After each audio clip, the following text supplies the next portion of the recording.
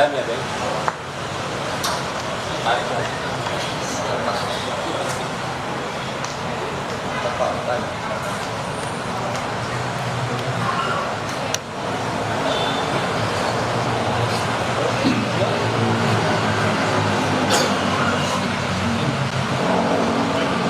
Saudara, Anda menyaksikan Breaking News Kompas TV terkait dengan penanganan perkara dugaan tindak pidana korupsi dalam pemberian kredit sejumlah bank, baik bank daerah dan bank pemerintah terhadap PT Sritek yang saat ini ditangani oleh Assalamualaikum Kejagung. warahmatullahi wabarakatuh.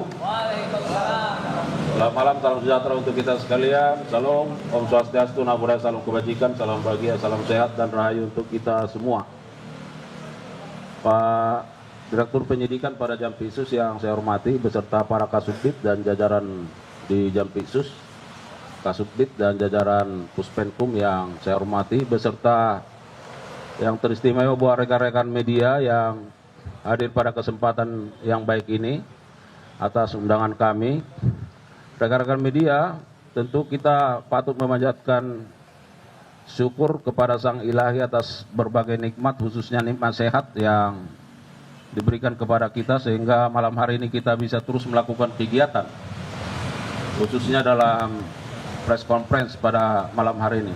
Rekan-rekan media, bahwa kita akan mendengarkan bersama-sama rilis yang akan disampaikan oleh Direktur Penyidikan terkait dengan perkembangan penanganan perkara dugaan tindak pidana korupsi pada pemberian kredit dari Bank Jabar dan Bank DKI kepada PT Sritek. Ya. Sebelum Pak Direktur Penyidikan menyampaikan beberapa poin penting, ada hal-hal yang ingin kami sampaikan bahwa dalam perkara ini penyidik sudah melakukan pemanggilan dan pemeriksaan setidaknya terhadap 55 orang saksi dan 1 ahli.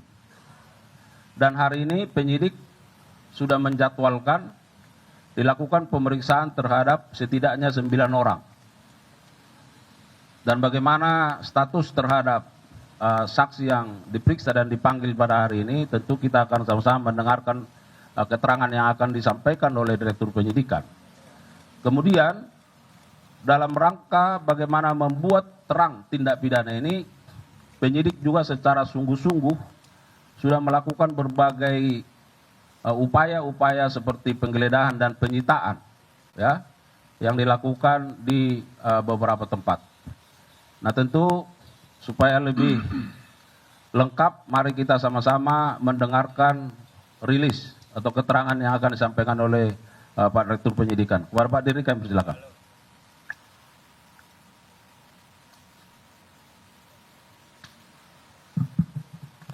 Assalamualaikum warahmatullahi wabarakatuh. Waalaikumsalam warahmatullahi wabarakatuh. Selamat malam, salam sejahtera bagi kita semua.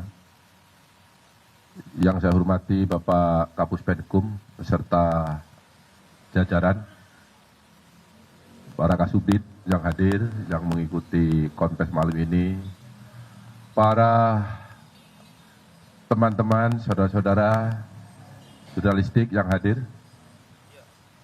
Pada malam hari ini saya akan menyampaikan perkembangan penyidikan perkara dugaan tindak pidana korupsi dalam pemberian kredit PT Bank Pembangunan Daerah Jawa Barat dan Banten, juga PT Bank DKI Jakarta kepada PT Sritek Rezeki Isman Tbk dan entitas anak usaha yang ada di bawahnya. Bahwa pada hari ini, hari Rabu, tanggal 21 Mei 2025, tim penyidik pada Jaksa Agung Muda Tindak Pidana Khusus Kejaksaan Republik Indonesia berdasarkan surat perintah penyidikan nomor 62/F.2 FD.2 10/2024 tanggal 25 Oktober 2024 telah melakukan atau telah membawa 3 orang saksi. Yang pertama adalah Saudara DS selaku pemimpin divisi korporasi dan komersial PT Bank Pembangunan Daerah Jawa Barat dan Banten tahun 2020. Yang kedua, YM selaku Direktur Utama PT Bank DKI Jakarta tahun 2020. Kemudian yang ketiga adalah ISL selaku Direktur Utama PT Sri Rejeki Isman Tbk tahun 2005 sampai dengan tahun 2022. Yang bersangkutan dihadapkan kepada jaksa penyidik, kemudian dilakukan pemeriksaan di gedung Jampitsus Kejaksaan Republik Indonesia. Dan dalam pemeriksaan sebelumnya, penyidik sudah melakukan pemeriksaan terhadap 46 saksi, sebagaimana tadi yang telah disampaikan oleh Pak Kapus Penkum. Dan pada hari ini, penyidik juga melakukan pemeriksaan terhadap 9 saksi. Kemudian juga beberapa saat yang lalu, penyidik juga telah melakukan pemeriksaan terhadap 1 orang ahli. Setelah melakukan pemeriksaan terhadap para saksi tersebut di atas, penyidik memperoleh alat bukti yang cukup telah terjadi tindak pidana korupsi dalam pemberian kredit dari beberapa bank pemerintah kepada PT Sritek Rejeki Isman Tbk dengan nilai total outstanding atau tagihan yang belum dilunasi hingga bulan Oktober 2024 sebesar 3 triliun 588 miliar 650 juta 808 ribu rupiah, maaf, 28 rupiah, 57 sen. Dengan perincian sebagai berikut. Untuk Bank Jateng sebesar 395 miliar 663 juta 215.800 rupiah. Kemudian untuk Bank BJB, Bank Banten dan Jawa Barat sebesar 543 miliar 980 juta 507.170 rupiah. Kemudian untuk Bank DKI sebesar 149 miliar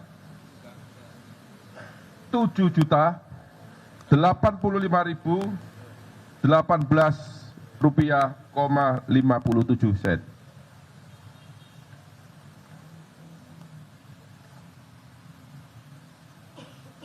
Kemudian yang keempat, yaitu bank sindikasi yang terdiri dari Bank BNI, Bank BRI, dan LPEI. Jumlah seluruhnya adalah 2 triliun 500 miliar rupiah. Selain pemberian kredit tersebut di atas, PT Sri Rejeki Isman Tbk juga mendapatkan pemberian kredit di bank swasta yang jumlahnya sebanyak 20 bank. Ini tidak saya sebut ya, karena banyak sekali, jumlahnya 20 bank. Adapun kasus posisi dapat kami jelaskan terhadap adanya pemberian kredit kepada PT Sri Rejeki Isman Tbk yang dilakukan secara melawan hukum dan mengakibatkan adanya kerugian keuangan negara, dapat disampaikan fakta-fakta sebagai berikut. Bahwa PT Sri Rejeki Isman Tbk merupakan perseroan terbatas yang beroperasi dalam bidang industri tekstil dan produk tekstil dengan komposisi kepemilikan saham yaitu PT Handelston Indonesia sebesar 59,03% dan masyarakat karena sudah TBK sebesar 40,97%.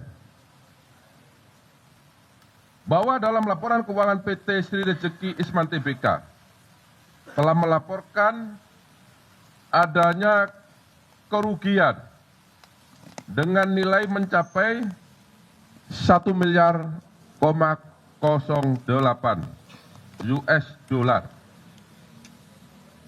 atau setara dengan 15,65 triliun rupiah pada tahun 2021. Padahal sebelumnya, pada tahun 2020, PT Sri Rejeki Isman masih mencatat keuntungan sebesar 85,32 US dollar Amerika atau setara dengan 1,24 triliun. Jadi ini ada keganjilan dalam satu tahun mengalami keuntungan yang sangat signifikan, kemudian tahun berikutnya juga mengalami kerugian yang sangat signifikan. Inilah konsentrasi dari teman-teman penyidik. Kemudian PT Sri Rejeki Isman Tbk dan entitas anak perusahaannya memiliki kredit nilai total outstanding atau tagihan yang belum dilunasi hingga bulan Oktober tahun 2024 sebesar 3.588 miliar 650.808.028 rupiah, 57 sen.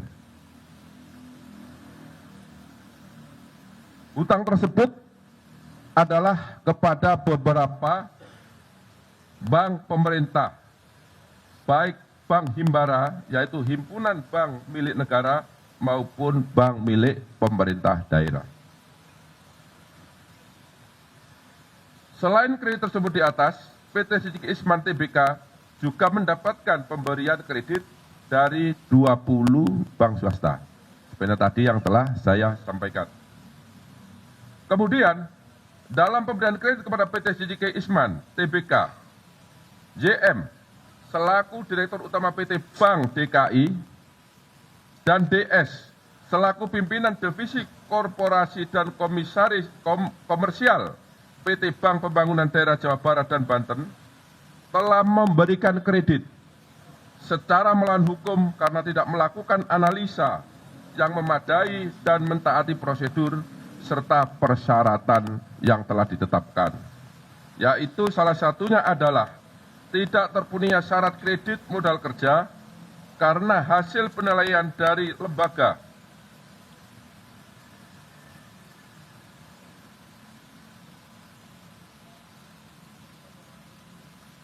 pemeringkat Fit and Modis disampaikan bahwa PT Sri Rejeki Isman Tbk hanya memperoleh predikat BB- atau memiliki risiko gagal bayar yang lebih tinggi. Padahal seharusnya pemberian kredit tanpa jaminan hanya dapat diberikan kepada perusahaan atau debitur yang memiliki peringkat A. Yang seharusnya dilakukan sebelum diberikan fasilitas kredit sehingga perbuatan tersebut bertentangan dengan ketentuan standar operasional prosedur bank serta Undang-Undang Republik Indonesia Nomor 10 Tahun 1998 tentang perbankan sekaligus penerapan prinsip kehati-hatian. Bahwa pada saat ISL selaku Direktur Utama PT Sinergi Isman Tbk mendapatkan dana dari PT Bank Pembangunan Daerah Jawa Barat, Banten, dan PT Bank DKI Jakarta, terdapat fakta hukum bahwa dana tersebut tidak dipergunakan sebagaimana tujuan dari pemberian kredit, yaitu untuk modal kerja, tetapi disalahgunakan untuk membayar hutang dan membeli aset non-produktif sehingga tidak sesuai dengan peruntukan yang seharusnya. Bahwa kredit yang diberikan oleh PT Bank Pembangunan Daerah Jawa Barat, Banten, dan PT Bank DKI Jakarta kepada PT Sinergi Isman Tbk saat ini macet dengan volatilitas 5 dan aset perusahaan tidak bisa dieksekusi untuk menutupi nilai kerugian negara karena nilai lebih kecil dari nilai pemberian pinjaman kredit serta tidak dijadikan sebagai jaminan atau agunan. Bahwa PT Sinergi Isman Tbk dinyatakan pilot oleh Pengadilan Negeri Niaga Semarang melalui putusan nomor perkara 2/PDT.SUS homologasi /2024/PN Niaga Semarang. Bahwa akibat adanya pemberian kredit secara melawan hukum tersebut yang dilakukan oleh PT Bank Pembangunan Daerah Jawa Barat Banten dan PT Bank DKI Jakarta kepada PT Sinergi Isman Tbk telah mengakibatkan adanya kerugian keuangan negara sebesar 699.592.188 rupiah dari total nilai outstanding atau tagihan yang belum dilunasi sebesar 3.538.808.028 rupiah,57 sen. Kemudian setelah dilakukan pemeriksaan terhadap DS, kemudian terhadap YM dan terhadap ISL, pada hari ini Rabu tanggal 21 Mei tahun 2025, penyidik pada Jampitsus Kejaksaan Agung Republik Indonesia menetapkan 3 orang tersebut sebagai tersangka karena ditemukan alat bukti yang cukup telah terjadi tindak pidana korupsi dalam pemberian kredit PT Bank Pembangunan Daerah Jawa Barat dan Banten serta PT Bank DKI Jakarta kepada PT Sinergi Isman Tbk. Penetapan tersebut berdasarkan untuk ISL, yaitu penetapan nomor 35 tanggal 21 Mei 2025. Untuk tersangka DS berdasarkan penetapan nomor 36 tanggal 21 Mei 2025. Dan untuk tersangka YM berdasarkan penetapan nomor 37 tanggal 21 Mei 2025.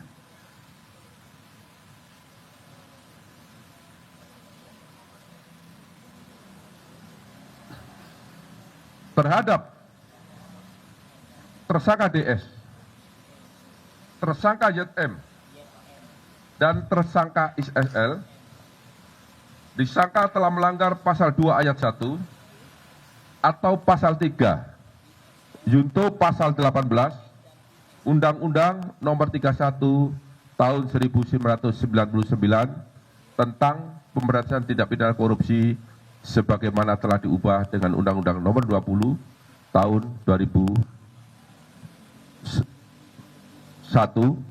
junto pasal 55 ayat 1 ke 1 Kitab Undang-Undang Hukum Pidana. Terhadap 3 tersangka, mulai malam ini dilakukan penahanan untuk 20 hari ke depan. Untuk tersangka ISL dilakukan penahanan berdasarkan surat perintah nomor 32 tanggal 21 Mei 2025. Untuk tersangka DS berdasarkan surat perintah penahanan nomor 33 tanggal 21 Mei 2025, dan untuk tersangka JM berdasarkan surat perintah penahanan nomor 34 tanggal 21 Mei tahun 2025. Yang bersangkutan ditahan di Rutan Salim Baca Kejaksaan Agung dan sebentar lagi akan dilakukan atau dibawa ke tahanan. Demikian yang dapat saya sampaikan. Apabila ada kata-kata yang kurang jelas, kata-kata yang kurang dimengerti, saya mohon maaf. Dan saya akhiri, wabillahi taufiq wal hidayah. Wassalamualaikum warahmatullahi wabarakatuh. Waalaikumsalam warahmatullahi wabarakatuh. Terima kasih kepada Pak Direktur Penyidikan. Rekan-rekan media, barangkali ada satu hal yang ingin kami tegaskan supaya tidak bias di masyarakat seolah-olah ada penanganan yang disparitas. Perlu diketahui bahwa tadi sudah disampaikan oleh Pak Dirdik bahwa selain 4 bank, ya, sesungguhnya ada 20 bank.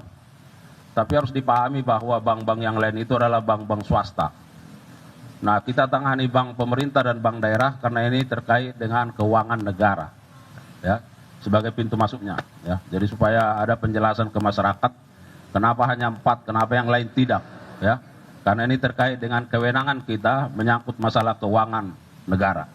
Saya kira begitu. Silakan kalau ada pertanyaan. Yang abang ganteng dulu yang baju apa? Ya.